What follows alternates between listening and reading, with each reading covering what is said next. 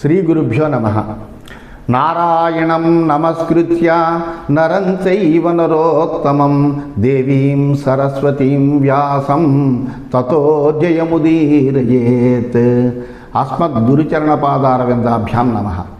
నిన్నటి మన మహాభారత ప్రస్థానంలో ఆ ద్రౌపదీ స్వయంవరం అయిన తర్వాత పాండవులందరూ కూడా చాలా అద్భుతమైనటువంటి సంపదనంతటినీ కూడా కానుకలుగా పొందినటువంటి వారై వాళ్ళు జాజ్వల్యమానంగా ఉజ్వలమైనటువంటి తేజస్సుతో ఉన్నటువంటి సందర్భంలో ఈ విషయము అందరికీ తెలిసింది. రాజులందరూ కూడా అనుకున్నారు, ఏమిటి లాక్షాగృహంలో కుంతి పాండవులు అందరూ కూడా చనిపోయారని విన్నాం కదా, మళ్ళీ వీళ్ళు బ్రతికొచ్చారేమిటి అని అనుకుని, అయ్యో ఇంతటి దారుణానికి ఆ ధార్తరాష్ట్రులు ఎలాగా పూనుకున్నారో కదా అని వాళ్ళందరూ కూడా ఈ విషయాన్ని గర్హించారు. ఆ తర్వాత వెంటనే పాండవులు బ్రతికే ఉన్నారు అనేటువంటి విషయము తెలిసినటువంటి దుర్యోధనాదులు దీన్ని సహించలేకపోయారు.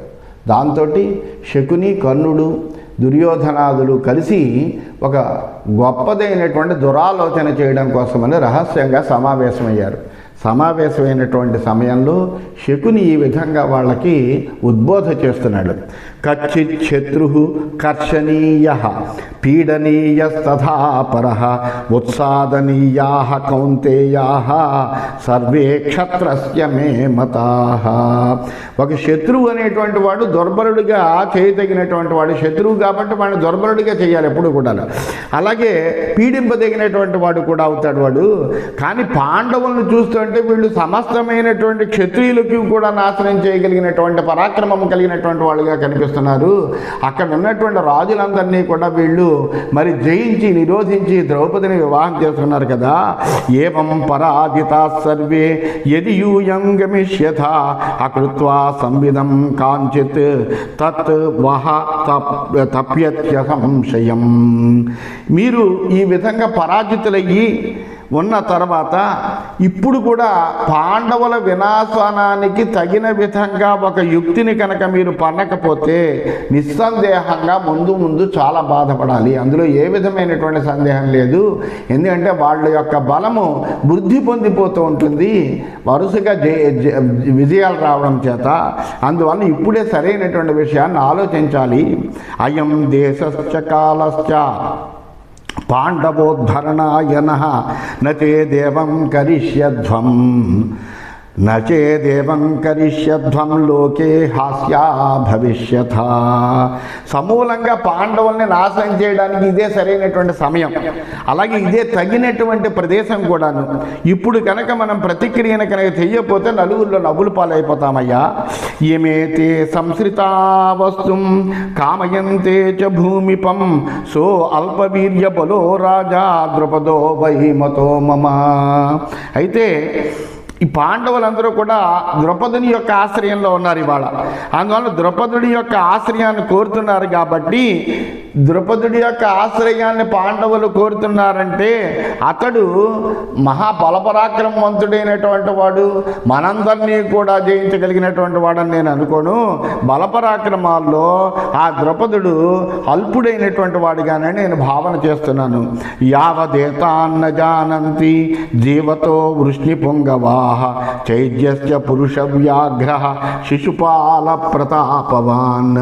అంతేకాకుండా యదువీరులు పురుషశ్రేష్ఠుడైనటువంటి ప్రతాపవంతుడైనటువంటి శిశుపాలుడు ఈ విషయాన్ని గ్రహింపకముందరే, అంటే ద్రౌపదుడి ఆశ్రయంలో పాండవులు ఉన్నారు అనేటువంటి విషయం అందరికీ పూర్తిగా ఇంకా తెలవకముందే పాండవులను మనం సంహరించాలి. ఏకీభావం గతారాజ్ఞ ద్రౌపదేన మహాత్మన దురాధర్షతరారాజన్ భవిష్యంతి న సంశయ. శ్రేష్ఠులైనటువంటి రాజులందరూ కూడా ద్రౌపదుడితో కనుక చేరితే కనుక వాళ్ళు జయించడానికి శక్యం కాని వాళ్ళు అవుతారు. ఎందుకంటే ఇప్పుడిప్పుడే ద్రౌపదుడు ఆ పాండవుల యొక్క ఆశ్రయం, పాండవులు ద్రౌపదుడి యొక్క ఆశ్రయం పొందారు, పాండవులకి ఇచ్చి ద్రౌపదిని వివాహం చేశాడు. ఈ విషయంలో కొంతవరకు మిగిలినటువంటి రాజులకి ద్రౌపదుడి మీద కొంత ద్వేషభావం అనేటువంటిది ఉన్నది. అటువంటి ఆ ద్వేషభావం పూర్తిగా పోకముందరే మిగిలినటువంటి రాజులందరూ కూడా ద్రుపద మహారాజుని అభినందించి అతడిలో కలవకముందరే ఆ ద్రుపదుడి మీద మనం దండయాత్ర చేయాలి, అతడు అల్ప బలుడుగా ఉన్న సమయంలోనే మనం ఏదో ఒక ప్రతిక్రియ చేయాలి, లేకపోతే కనుక మిగిలినటువంటి రాజులు కూడా ద్రుపదుడిని అభినందిస్తూ ద్రుపదుడి పక్షానికి చేరేటంటే ఇంకా మనము ఆ ద్రుపదుడిని జయించడం అనేటువంటి శక్యం కాదు, అందులో ఏ విధమైన సందేహం లేదు. యావదత్వరతాం సర్వే ప్రాప్నువంతి నరాధిపాః తావదేవ వ్యవస్యామః పాండవానాం వధం ప్రతి. మిగిలినటువంటి రాజులందరూ కూడా కలవడానికి ముందరే, అంటే ఎవరు మిగిలినటువంటి వాళ్ళు రాజులందరూ కూడా ద్రౌపదిని కలవకుండా అంతకంటే ముందుగానే మొదట్లోనే మనము పాండవులను చంపడానికి ప్రయత్నం చేయాలయ్యా. ముక్తా జతుగృహాత్ భీమాన్ ఆసీ విషముఖాదివా పునర్యదీహముచ్యంతే మహన్నో భయమావిషేత్. భయంకరమైనటువంటి కాలసర్పం నుండి బయటపడినట్టుగా పాండవులందరూ కూడా లాక్షాగృహం నుంచి బయటపడ్డారు. ఎంత గొప్ప ఆలోచన చేశాం మనము ఆ లాక్షాగృహంలో వీళ్ళని చంపడం కోసమని. అటువంటిది అంత గొప్పగా మనము ప్రణాళిక రచించి దానికి తగినటువంటి విధంగా ప్రవర్తించినప్పటికీ కూడా అందులోంచి వీళ్ళు బయటపడ్డారు. మళ్ళీ ఇప్పుడు మన చేతిలోంచి చేజారిపోయారంటే వారి వలన మనకు తప్పనిసరిగా గొప్పదైనటువంటి భయమే ముందరుంటుంది, వాళ్ళని చూసి మనం భయపడవలసినటువంటి ప్రమాదం కలుగుతుంది అని శకుని చెబుతున్నాడు. తేషామిహ ఉపయాతానాం ఏషాంచ పురవాసినాం అంతరే దుష్కరం స్థాతుం మేషయోర్మహతోరివా. అలాగే ఆ వృష్ణివంశీయులు చేదివంశీయులు అందరూ కూడా ఇక్కడికి వచ్చి ఈ నాగరికులు అందరితోటి కలిస్తే వీళ్ళ మధ్యన మన పరిస్థితి ఎలా ఉంటుందంటే రెండు పొట్టేళ్ల మధ్యన చేరినటువంటి విధంగా తయారవుతుంది. అందువలన అది చాలా కష్టం అవుతుంది మన పని. హలదృక్ ప్రగృహీతాని బలాని బలినాం స్వయం యావన్న కురు సేనాయాం పతంతి పతగాయవా తావత్ సర్వాభిసారేణ పురమేతత్ వినాశ్యతాం ఏతదత్ర పరం మన్యే ప్రాప్తకాలం నరషభాః. వరి చేల్లో మెడతల దండు పడుతూ ఉంటుంది, చేలు ఇలా అంటించినప్పుడు ఆ చివరిని. అందువలన అప్పుడు ఆ విధంగా మెడతల దండు పడినట్టుగా ఈ బలరాముడి యొక్క సేనలందరూ కూడా తమ యోధులతో మనల్ని చేరతాయి. అప్పుడు ఆ సమయంలో అంతలోనే మనం ఏం చేయాలంటే ఈ నగరాన్ని అంతటినీ కూడా ముట్టడించి నాశనం చేయాలి. ఇదే మనకు ముఖ్యమైనటువంటి కర్తవ్యము. వాళ్ళు రాని క్రితమే మనం ఈ పనంతా కూడా చెయ్యాలి అని ఆ శకుని వీళ్లలో ఇటువంటి దుర్బోధని కలిగించడం కోసమని వాళ్ళకి ఇటువంటి విధంగా తన యొక్క మనసులో ఉన్నటువంటి ఒక దురాలోచనని వాళ్ళ ముందర పెట్టాడు. శకునే వచనం శ్రుత్వా భాషమాణస్య దుర్మతే సౌమదత్తిరిదం వాక్యం జగాద పరమం తతః. ఆ దుర్బుద్ధి అయినటువంటి శకుని మాటలు విన్న తర్వాత అప్పుడు ఆ సౌమదత్తి చెబుతున్నాడు. ఏమని చెబుతున్నాడంటే ప్రకృతిం సప్త వైజ్ఞాత్వా ఆత్మనశ్చ పరస్య చ తథా దేశంచ కాలంచ షడ్విధాంశ్చ నయేద్గుణాన్. ఉభయ పక్షాల్లోనూ ఉండేటువంటి సప్త ప్రకృతులు కలిసి తెలుసుకోవాలి, దేశాన్ని కాలాన్ని తెలుసుకోవాలి. 6 రకాలుగా నీతిని మనము శత్రువుపై ప్రయోగించాలి. ఈ విధంగా ఉంటే అంటే ప్రకృతులు అంటే సప్త ప్రకృతులు ఉంటాయి ప్రతి రాజ్యంలోనూ కూడా. ఏమిటంటే స్వామి, అమాత్యులు, స్నేహితులు, కోశము, రాష్ట్రము, దుర్గము, సేన, వీటిని సప్త ప్రకృతులు అంటారు. ప్రతి రాజు యొక్క అధీనంలో ఇవన్నీ ఉంటాయి. అందువలన వాటి యొక్క బలాలన్నీ కూడా మనం తెలుసుకోవాలి. అలాగే ఆ గుణాలు తెలుసుకోవాలి. 6 రకములైనటువంటి నీతిని కూడా మనము ప్రదర్శించాల్సిన సమయాన్ని బట్టి ప్రదర్శించాలి. సంధి, విగ్రహం, యానం, ఆసనం, దైదీవం, సమాశ్రయం అనేటువంటి షడ్గుణాలు తెలుసుకోవాలి. తెలుసుకున్న తర్వాత స్థానం వృద్ధిం క్షయం చేవ భూమిం మిత్రాణి విక్రమం సమీక్ష్య అధాభియుంజీత పరం వ్యసన పీడితం. స్థానం ఏమిటి, వృద్ధి ఏమిటి, క్షయం ఏమిటి, ఏమిటి, భూమి ఏమిటి, మిత్రులేమిటి, పరాక్రమం ఏమిటి అనేటువంటివి తెలుసుకోవాలి సమగ్రంగా. తెలుసుకుని వీటి నుంచి వాటి దృష్టి నుంచి శత్రువు ఆపదలో ఎప్పుడు పడతాడో అంటే వీటిని జాగ్రత్తగా మనము పర్యాలోచన చేస్తూ పరీక్షిస్తూ ఆ శత్రువు ఆపదలో ఎప్పుడైతే ఉంటాడో ఆ ఆపదలో పడినటువంటి సమయంలో దాడి చేయాలి. చేస్తే కనుక శత్రువుని మనం సులభంగా జయించచ్చయ్యా. అందువల్ల ఆ విధంగా మనము శత్రువుల మీద దండయాత్ర చేయాలి. ఇప్పుడు అటువంటి పరిస్థితిలో ఉన్నారు వీళ్ళు. తతోహం పాండవాన్ మన్యే మిత్రకోశ సమన్వితాన్ బలస్థాన్ విక్రమస్థాంశ్చ స్వకృతై ప్రకృతి ప్రియాన్. అయితే ఇప్పుడు ఒక సమస్య కూడా ఉంది. ఎందుకంటే వీళ్ళు మిత్రకోశాలతో కలిసి ఉన్నారు. ఎందుకంటే బలవంతులు పరాక్రమవంతులు తమ యొక్క చేష్టలతోటి రాజులందరికీ కూడా ఇష్టలయ్యారు వీళ్ళు. ఎందుకంటే ఇంత క్రితం వరకు బ్రాహ్మణుడు వివాహం చేసుకున్నాడేమో అనేటువంటి క్రోధంతో ఉన్నారు తప్ప ఎప్పుడైతే వీళ్ళు పాండవులు వివాహం చేసుకున్నారో కొంతమంది రాజులు కూడా మన క్షత్రియుల యొక్క ధర్మమే గెలిచింది అని వాళ్ళందరూ కూడా ఆనందంతో ఉండొచ్చు. అందువలన వాళ్ళ చేష్టలతో రాజులు కొంతమంది ఇష్టలయ్యారు. వపుషాహితు భూతానాం నేత్రాణి హృదయాని చ శ్రోత్రం మధురయా వాచ రమయత్యర్జునో నృణాం. అలాగే అర్జునుడు గొప్ప మాటకారి, చక్కటి రూపము కలిగినటువంటి వాడే కాకుండా చాలా చక్కగా మాట్లాడగలిగినటువంటి వాడు. అందుకనే కృష్ణుడితోటి ఎల్లప్పుడూ కూడా మధురమైనటువంటి భాషణం చేస్తూ అరమరిక లేకుండా శ్రీకృష్ణుడితో ఉండదగినటువంటి వాడయ్యాడు. అందువలన అటువంటి ఆ అర్జునుడు ఏం చేస్తాడంటే ఇతరుల యొక్క అందరి యొక్క హృదయాల్ని కూడా దోచుకున్నాడు. మధురమైనటువంటి వాక్కులతో ఆ చెవులకు కూడా తృప్తినిస్తాడు. నతు కేవల దైవేన ప్రజాభావేన భేజిరే యద్బభూవ మనఃకాంతం కర్మణా చకార తత్. అయితే తమ యొక్క ప్రారబ్ధం చేత మాత్రమే ప్రజలు అర్జునుని సేవించట్లేదు. అర్జునుడు వాళ్ళ మనస్సులకు ఇష్టమైనటువంటి పనులు చేసి వాళ్ళని తన అధీనంలోకి తెచ్చుకుంటూ ఉంటాడు. అందుకని ప్రజలందరికీ కూడా అర్జునుడు అంటే అంత మక్కువ. నయుక్తం నచాసక్తం నానృతం నచ విప్రియం భాషితం చారుభాషస్య యజ్ఞే పార్థస్య భారతి.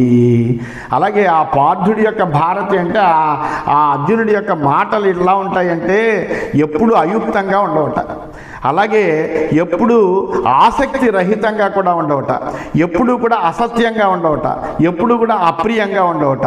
అంటే చాలా ప్రియంగా మాట్లాడతాడు, సత్యం మాట్లాడతాడు, అందరికీ ఆసక్తి కలిగేటట్టుగా మాట్లాడతాడు, యుక్తమైనటువంటి మాటలు మాట్లాడతాడు. అటువంటి తానేవం గుణ సంపన్నాన్ రాజలక్షణై నతాన్ పశ్యామి ఏ శక్తా సముచ్ఛేతుం యథాబలం. ఇలాంటి గుణవంతులైనటువంటి రాజలక్షణాలతో కూడినటువంటి పాండవుల్ని నాశనం చేయగలిగినటువంటి వాళ్ళని నేను ఇంతవరకు చూడలేదు అన్నాడు సోమదత్తి.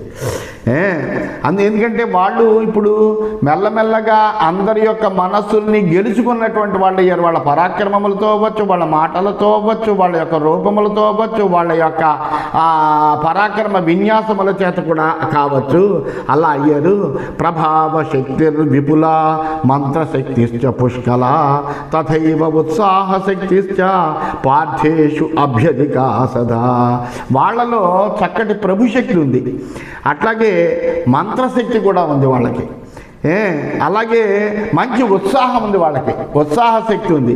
అందువల్ల ఇటువంటి శక్తులన్నీ కూడా వాళ్ళలో ఉన్నాయి. ఇప్పుడు మౌలమిత్ర బలానాం చ కాలజ్ఞో వై యుధిష్ఠిర సామ్నా దానేన భేదేన దండేనేతి యుధిష్ఠిర అమిత్రం యతతే జేతుం న రోషేణేతి మే మతి. అలాగే యుధిష్ఠిరుడు కూడా సామదాన భేద దండ ప్రయోగాల్లో చాలా నిపుణమైనటువంటి వాడు, గొప్ప నైపుణ్యం కలిగిన వాడు, సామాన్యమైనటువంటి వ్యక్తి కాదు ధర్మరాజు. అందువలన సమయోచితంగా ఎటువంటి నీతిని ప్రదర్శించాలి, ఎటువంటి బలాన్ని ప్రదర్శించాలి అనేటువంటి విషయంలో తగిన విధంగా ప్రయోగం చేస్తాడు ఆయన. అంతేకాకుండా క్రోధం ఎక్కడా లేనటువంటి వాడు, రోషాన్ని విడిచిపెట్టి శత్రువుని జయిస్తాడు అతడు అని నాకు నమ్మకమైనటువంటి విషయము. అందువలన పరిక్రీయ ధనై శత్రువున్ మిత్రాని చ బలాని చ మూలంచ సుదృఢం కృత్వా హంచరీన్ పాండవస్తథా. అలాగే ధనంతో శత్రువుల్ని మిత్రులను బలాన్ని కూడా ఆయన స్వాధీనం చేసుకుని తన ఉనికిని దృఢపరుచుకుని శత్రు సంహారం చేయడంలో గొప్ప దిట్టైనటువంటి వాడు ధర్మరాజయ్య. అశక్యాన్ పాండవాన్ మన్యే దేవైరపి సవాసవై ఏషా మధ్యే సదాయుక్తో కృష్ణ సంకర్షణాబుభౌ. అంతేకాదు ఇంద్రాది దేవతలందరూ కలిసినప్పటికీ కూడా పాండవులను ఇప్పుడు ఏమీ చేయలేరు. ఎందుకంటే కృష్ణుడు బలరాముడు కూడా వాళ్ళ పక్షాన్ని అనుసరిస్తారు కదా, ఆ కృష్ణ బలరాముల యొక్క బలం కూడా వీళ్ళ దగ్గరే ఉంటుంది. అందువలన అని నా భావన ఇదంతా అని సోమదత్తుడు చెబుతున్నాడు అనమాట. శ్రేయస్య యది మన్యధ్వం మన్మతం యదివో మతం సంవిధం పాండవై సార్థం కృత్వా యామయథాగతం. అందువలన నేను చెప్పేటువంటి మాటలను కొద్దిగా జాగ్రత్తగా వినండి. నా యొక్క హితవచనాలను మీరు అంగీకరించి ఆమోదిస్తే పాండవులతోటి సంధి చేసుకుని ఎలా వచ్చామో అలా వెనుక తిరిగిపోతాము. వాళ్ళతో ఇప్పుడు యుద్ధం కంటే సంధి మేలు అని నేను అనుకుంటున్నాను అంటున్నాడు మాట. గోపురాట్టాలకైరుచ్చై ఉపతల్పశతైరపి గుప్తం పురవర శ్రేష్టం ఏతదద్భిశ్చ సంవృతం తృణధాన్యేంధనరసై తథా యంత్రాయుధౌషధై యుక్తం బహుకపాటైశ్చ ద్రవ్యాగారతుషాదికై. ఈ శ్రేష్టమైనటువంటి నగరము అనేకములైనటువంటి గోపురాలు, గొప్ప గొప్ప భవనాలతోటి, చుట్టూ నీటితోటి సంరక్షింపబడింది. 4 వైపులా కూడా గడ్డి, ధాన్యము, ఇంధనాలు, రసాలు, యంత్రాలు, ఆయుధాలు, ఔషధాలు, తలుపులు, ద్రవ్యాగారాలు అన్నిటితోటి నింపబడి ఉంది. చాలా అద్భుతమైనటువంటి విధంగా ఉంది. అందువలన భీమోచ్ఛ్రిత మహాచక్రం బృహదట్టాల సంవృతం దృఢ ప్రాకార నిర్యూహం శతఘ్ని జాల సంవృతం. భయంకరమైనటువంటి విశాలమైనటువంటి చక్రాలతోటి, పెద్ద పెద్ద అట్టాలకాలతోటి, దృఢమైనటువంటి శీలలు, గడియలు కలిగినటువంటి శతఘ్నులతో కూడా ఉంది ఇది. ఐష్టికో దారవో వప్రః మానుషశ్చేతి యస్మృత ప్రాకార కర్తృభిర్వీరై నృగర్భస్తత్ర పూజితః. అంతేకాదు ఈ పురానికి ఐష్టికం, దారవం, మానుషం అని 3 ప్రాకారాలు ఉన్నాయి. మానుషాన్నే నృగర్భం అంటారు. ఇది లోపల ఉంటుంది ఎప్పుడు కూడా. ఈ ప్రాకారకర్తలు దీన్ని శ్రేష్టమైనటువంటి, అంటే ఇటువంటి 3 ప్రాకారాలు ఎక్కడైతే ఉన్నాయో దాన్ని శ్రేష్టమైనటువంటి ప్రాకారాలు కలిగినటువంటి దుర్గమమైనటువంటి నగరంగా అందరూ భావిస్తారు. గొప్పదైనటువంటి ప్రాకారంగా కూడా భావిస్తారు. తదేతన్నగర గర్భేణ పాండరేణ విరాజతే సాలేనానేక తాలేన సర్వత సంవృతం పురం అనురక్తాః ప్రకృతయః ద్రుపదస్య మహాత్మనః దానమానార్చితాః సర్వే బాహ్యాశ్చాభ్యంతరాశ్చయే.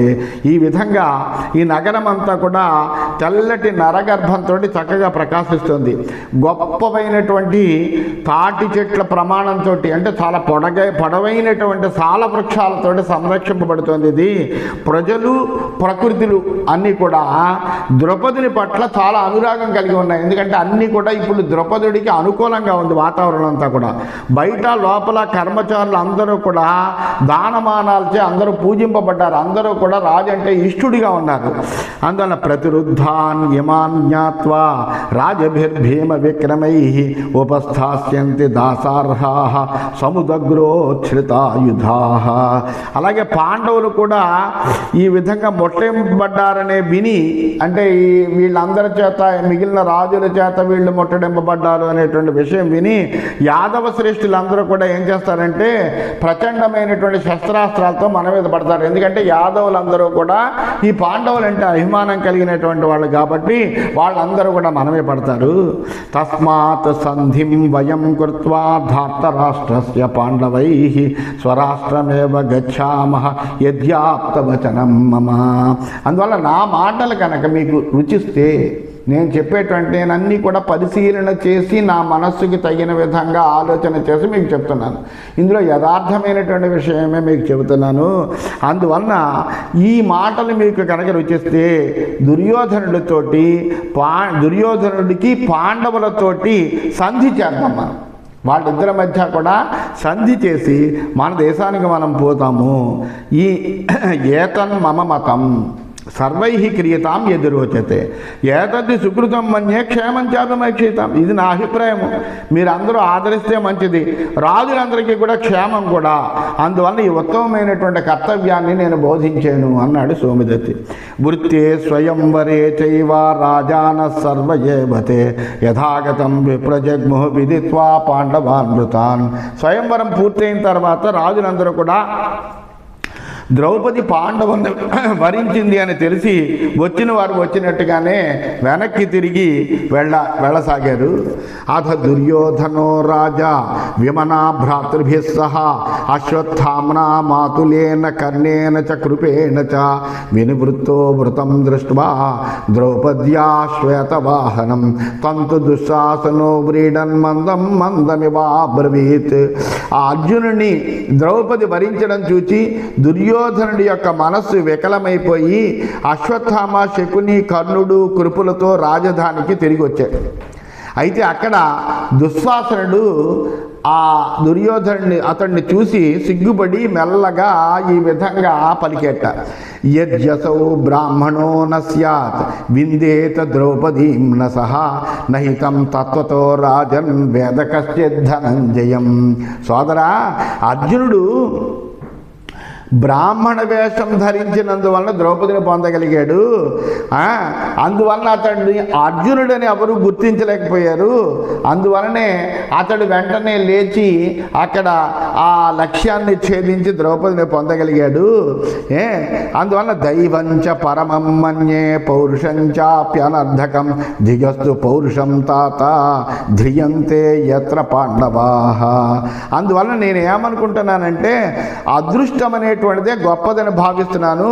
పౌరుషం అనేటువంటిది దైవం ఎడల నిరర్ధకం. దైవం అనుకూలంగా ఉంటే పౌరుషం ఏమీ చేయలేదు.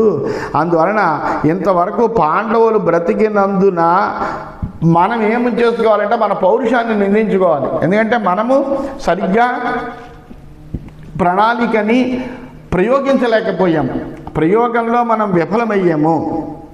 అందువల్లనే పాండవులు బ్రతకగలిగారు.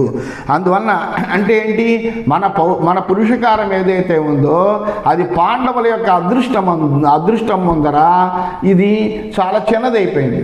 అందువలన నేనేమనుకుంటున్నానంటే అదృష్టమే గొప్పదని నేను భావిస్తున్నానయ్యా అని ఆయన చెప్పాడు. ఏవం సంభాషమాణాస్తే నిందంతశ్చ పురోచనం వివిషు హస్తినపురం దీనాః విగత చేతసః. ఇలా మాట్లాడుకుంటూ ఒకళ్ళ మనస్సులో ఉండేటువంటి అభిప్రాయాన్ని మరొకరు తెలియజేసుకుంటూ ఆ పురోచనుడిని అక్కడ పెట్టారు. వాడు కూడా చచ్చిపోయాడు అనేటువంటి విషయం తెలిసినటువంటి వాళ్ళై అందువల్ల ఆ పురోచనుడు సమానంగా ప్రవర్తించలేదని ఆ పురోచనుడిని నిందించుకుంటూ దీనులయ్యి వాళ్ళ యొక్క ఆ పాండవుల యొక్క అదృష్టాన్ని భరించలేనటువంటి హృదయం కలిగినటువంటి వాళ్ళై దుఃఖంతో వీళ్ళు హస్తినపురానికి చేరారు. త్రస్తాః విగత సంకల్పాః దృష్ట్వా పార్థాన్ మహోజసః ముక్తాన్ హవ్యభుజశ్చైవ సంయుక్తాన్ ద్రుపదేన చ దృష్టద్యుమ్నం తు సంచిత్య తథైవ చ శిఖండినం ద్రుపదశ్చాత్మజాంశ్చాన్యాన్ సర్వయుద్ధ విశారదాన్. అలా లాక్షాగృహం నుండి బయటపడినటువంటి పాండవులకు ద్రుపదుడితోటి సంబంధం ఏర్పడింది అని తెలిసి దుష్టద్యుమ్నుని, శిఖండిని, ఇతర ద్రుపద కుమారుని తలుచుకుని కౌరవులు మిక్కిలి బాధపడ్డారు, భయపడ్డారు కూడా. విదురస్త్వధ తాం శ్రుత్వా ద్రౌపదీ పాండవైర్వృతాన్ వ్రీడితాన్ ధార్తరాష్ట్రాంశ్చ భగ్నదర్పానుపాగతాన్ తత ప్రీతమనాః క్షత్తా ధృతరాష్ట్రం విశాంపతే ఉవాచ దిష్ట్యా కురవః వర్ధంత ఇతి విస్మితః. పాండవులు ద్రౌపదిని వివాహం ఆడారు అని తెలిసింది. అలాగే వీళ్ళ యొక్క గర్వభంగం పొందినటువంటి ధృతరాష్ట్రులు తిరిగి వస్తున్నారు అనేటువంటి విషయం తెలిసింది. తెలిసి విదురుడు చాలా ఆనందించి ధృతరాష్ట్రుడి దగ్గరికి చేరి అతడు మెల్లగా ధృతరాష్ట్రుడితో ఈ విధంగా అన్నట, మహారాజా మన భాగ్యవశాన కౌరవ వంశం వృద్ధి పొందుతోంది అని ఒక మాట అన్నాడు. అనేటప్పటికీ వెంటనే ఈయన విన్నాడు ఆ మాట, మన కౌరవ వంశం వృద్ధి పొందుతోంది అనే మాట విన్నటువంటి వాడే ధృతరాష్ట్రుడు ఈ విధంగా వైచిత్ర వీర్యస్తు వచో నిశమ్య విదురస్య తత్ అబ్రవీత్ పరమ ప్రీతో దిష్ట్యేతి భారత. ఆ ధృతరాష్ట్రుడు విదురుడి యొక్క మాటలు విన్నాడు. విని చాలా ప్రసన్నత పొందినటువంటి వాడై ఆహా అదృష్టము భాగ్యము అనుకున్నాడు. అంటే కౌరవ వంశము వృద్ధి పొందుతోంది అనేటప్పటికీ తన యొక్క కొడుకే దుర్యోధనుడే వృద్ధిని పొందేడేమో అని అనుకున్నాడు ఆయన. ఎందుకంటే వీళ్ళందరూ కూడా ద్రౌపదీ స్వయంవరానికి వెళ్ళారు. వెళ్ళిన తర్వాత ఆ ద్రౌపదీ స్వయంవరం నుంచి తిరిగి వస్తున్నటువంటి విషయం తెలుసుకున్నటువంటి ఆ ధృతరాష్ట్రుడు విదురుడి యొక్క మాటను ఎలా అన్వయం చేసుకున్నాడంటే దుర్యోధనుడు ఆ ద్రౌపదిని స్వయంవరంలో గెలుచుకున్నాడేమో అని అనుకున్నాడు. మన్యతే స వృతం పుత్రం జ్యేష్టం ద్రుపద కన్య దుర్యోధనమభిజ్ఞాన ప్రజ్ఞాచక్షుర్నరేశ్వర. గుడ్డివాడైనటువంటి ధృతరాష్ట్రుడు అజ్ఞానము చేత ద్రుపద కన్యతే తన పుత్రుడు దుర్యోధనుడు వరింపబడ్డాడు అని భావించాడు. ఈ మాటలకి భావించినటువంటి వాడై వెంటనే అథతు ఆజ్ఞాపయామాస ద్రౌపద్యాః భూషణం బహు ఆనీయతాం వై కృష్ణేతి పుత్రం దుర్యోధనం తదా. వెంటనే ద్రౌపదికి ఆభరణాలు తీసురండి అని ఆజ్ఞాపించాడు. ద్రౌపదిని తీసుకురమ్మని దుర్యోధనుడితో పలికాడు. అథాస్య పశ్చాత్ విదురః ఆచక్షౌ పాండవాన్ వృతాన్ సర్వాన్ కుశలినో వీరాన్ పూజితాన్ ద్రౌపదేనః.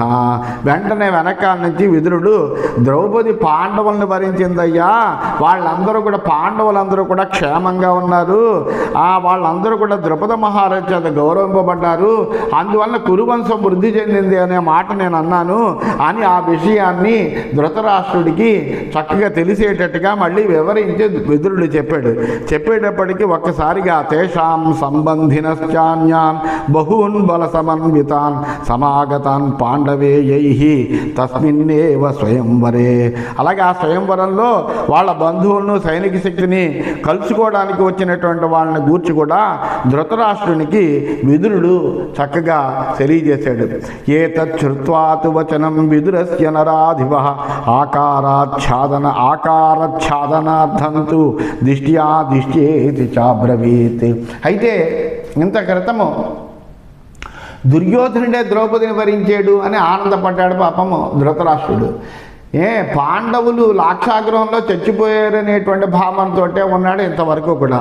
ఎప్పుడైతే పాండవులు బ్రతికున్నారు, వాళ్ళనే ద్రౌపది వరించింది అనేటువంటి విషయం తెలుసుకునేటప్పటికీ మనస్సులో బాధ కలిగినప్పటికీ కూడా అది ప్రకటింప చేయకూడదు. కాబట్టి ఆయన ఆకార ఛాదనార్థం అంటే తన యొక్క మనస్సులో భావం బయటికి ప్రకటించకుండా ఆహా చాలా బాగుంది, అదృష్టం అని అన్నట్ట. అని ఏవం విదుర భద్రం తే యది జీవంతి పాండవాః సాధ్వాచారా తథా కుంతి సంబంధో ద్రుపదేన చ. ఆ ధృతరాష్ట్రుడు వెంటనే అన్నట్టు పాండవులు జీవించున్నారంటే చాలా ఆనందంగా ఉందయ్యా, అటువంటి గొప్ప వార్తని వినిపించినటువంటి నీకు శుభం కలుగుగాక. అలాగే కుంతి పరమ సాధ్వి అయినటువంటిది, ఆమె ద్రుపదితో సంబంధం కూడా మనం కోరతగినటువంటిదే. అన్వవాయే వసోర్జాతః ప్రకృష్టే మాన్యకే కులే వ్రత విద్యా తపో వృద్ధ పార్థివానాం ధురంధరః పుత్రాశ్చాస్య తథా పౌత్రాః సర్వే సుచరిత వ్రతాః తేషాం సంబంధినశ్చాన్యే బహవః సుమహాబలాః. అంతేకాదు ఆ ద్రౌపదుడు కూడా తక్కువ వాడేం కాదయ్యా, అతడు చాలా పరమ పూజనీయమైనటువంటి వసువు వంశంలో జన్మించాడు. గొప్ప వ్రతము విద్య తపస్సుల్లో గొప్పవాడైనటువంటి వాడు, రాజుల్లోకెల్లా అగ్రగణ్యుడైనటువంటి వాడు. అతని పుత్రపౌత్రులందరూ కూడా నియమపాలన చేసేటువంటి వాళ్ళు, అతని బంధువులందరూ కూడా మహాబలురు. అటువంటి వాళ్ళతో మనకు సంబంధం కలవడం అనేటువంటిది చాలా మంచిది. యథైవ పాండోః పుత్రాస్తు తథైవాభ్యధికా మమ యథా చాభ్యధికా బుద్ధి మమతాన్ ప్రతి తచ్చును. పాండురాజుకి తన పుత్రుల మీద ఉండేటువంటి ప్రేమ కంటే కూడా ఎక్కువ పాండవుల మీద నాకు ప్రేమ ఉన్నదయ్యా. అందువల్ల వాళ్ళ పట్ల నా మనసులో మొగ్గును, వాళ్ళ యందు ఉండేటువంటి ప్రేమాతి పరమాతిశయాన్ని వినవయ్యా. కోహి ద్రుపదమాసాద్య మిత్రం క్షత్త సబాంధవం న బుభూషేత్ భవేనార్థి గత శ్రీరపి పార్థివ. ఓ విదురా, సంపదలను కోల్పోయినటువంటి ఏ రాజైనప్పటికీ కూడా బంధు సహితుడైనటువంటి ద్రుపదుడిని మిత్రుడిగా పొందేడు అంటే చక్కగా జీవించగలడు. అటువంటి ఈ పాండవులు ద్రుపదుడిని ఆశ్రయించారు అంటే కనుక వాళ్ళు హాయిగా ఆనందంగా ఉండగలరు వాళ్ళు సుమా అని ఆ ధృతరాష్ట్రుడు తన మనసులో భావాన్ని ఏమాత్రము పైకి రానివ్వకుండా విదురుడితోటి చాలా చక్కగా ఈ విషయం మాట్లాడాడు. తం తథా భాషమాణంతు విదురం ప్రత్యభాషత. ఈ విధంగా మాట్లాడినటువంటి ఆ ధృతరాష్ట్రుడితోటి విదురుడు మళ్ళీ తన యొక్క సమాధానం ఈ విధంగా చెప్పబోతున్నాడు. అతడు ఏం మాట్లాడుతున్నాడు అనేటువంటి విషయము రేపటి రోజున తెలుసుకుందామని చెబుతూ స్వస్తి.